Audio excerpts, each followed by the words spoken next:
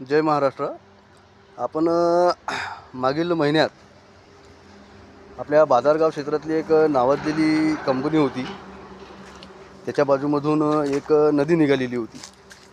त्या नदीमध्ये खूप दूषित असं पाणी होतं। तर जल विभागाला सुद्धा आपण या संदर्भामध्ये तक्रार केलेली होती, स्थानिक प्रशासनाला सुद्धा आपण तक्रार केलेली होती। पण त्याच अनुषंगाने आज पाहता त्या स्थळी आम्ही पोहोचलो।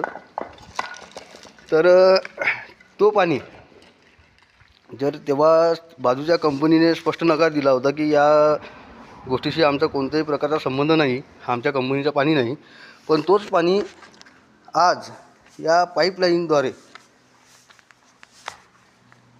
काढण्यात येत आहे।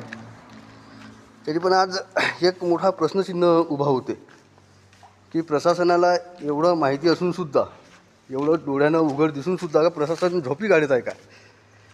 तरी पण आपण पाहू शकता की हा पाईपलाईनमार्फत हा सरळ पाणी या कंपनीकडे जाऊन राहिलेला आहे।